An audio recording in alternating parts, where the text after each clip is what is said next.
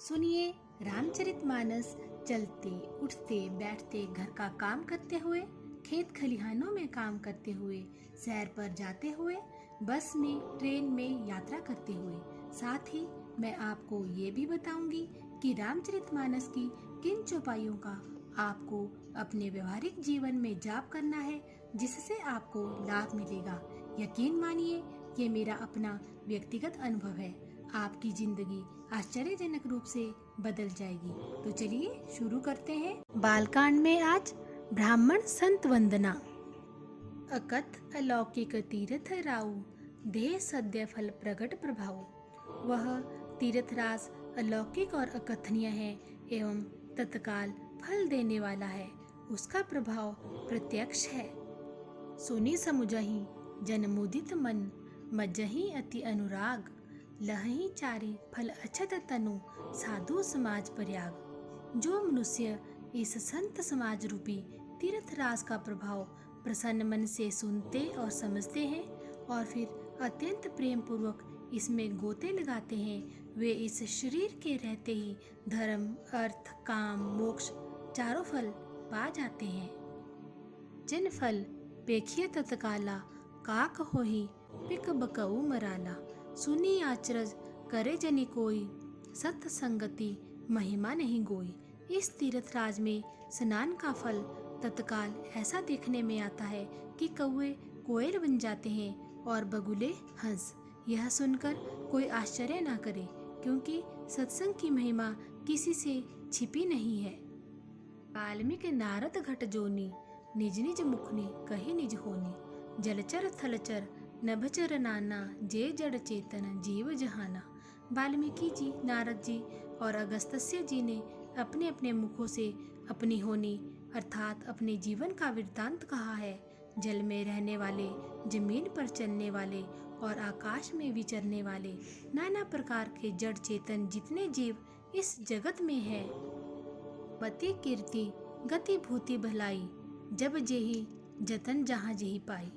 सो जानव सतसंग प्रभाव, लोकहु वेद न आन उपाऊ। उनमें से जिसने जिस समय जहाँ कहीं से भी जिस किसी यतन से बुद्धि, कीर्ति, सद्गति, विभूति और भलाई पाई है, सो सब सत्संग का ही प्रभाव समझना चाहिए।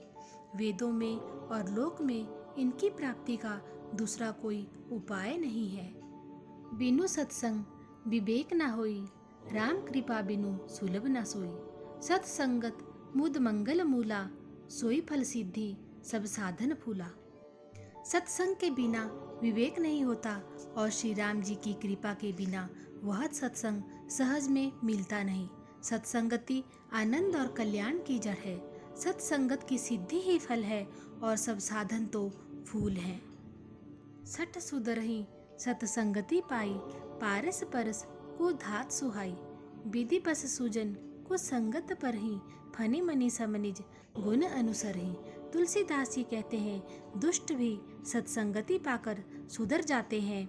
जैसे पारस के स्पर्श से लोहा सुहावना हो जाता है, सुंदर सोना बन जाता है, किंतु दैव योग से यदि कभी सज्जन कुसंगति में पड़ जाते हैं तो वे वहाँ भी सांप की मणि के समान अपने गुणों का ही अनुसरण करते हैं। अर्थात जिस प्रकार सांप का संसर्ग पाकर भी मणि उसके विष को ग्रहण नहीं करती तथा अपने सहज गुण प्रकाश को नहीं छोड़ती, उसी प्रकार साधु पुरुष दुष्टों के संग में रहकर भी दूसरों को प्रकाश ही देते हैं। दुष्टों का उन पर कोई प्रभाव नहीं पड़ता।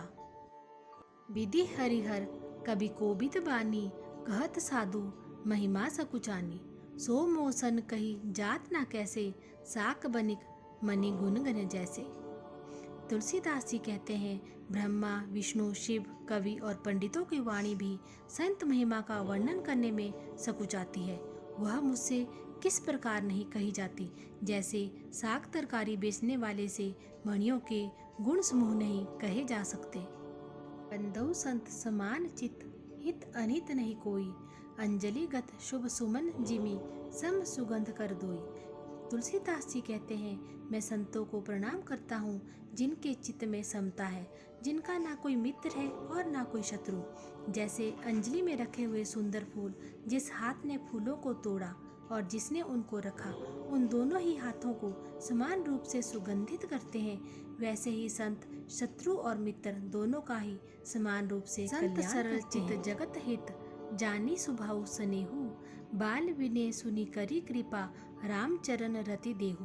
तुलसीदास जी कहते हैं, संत सरल हृदय और जगत के हितकारी होते हैं। उनके ऐसे स्वभाव और स्नेह को जानकर मैं विनय करता हूँ। मेरी इस बाल विनय को सुनकर कृपा करके श्री राम जी के चरणों में मुझे प्रीति दे। श्री राम जय जय राम।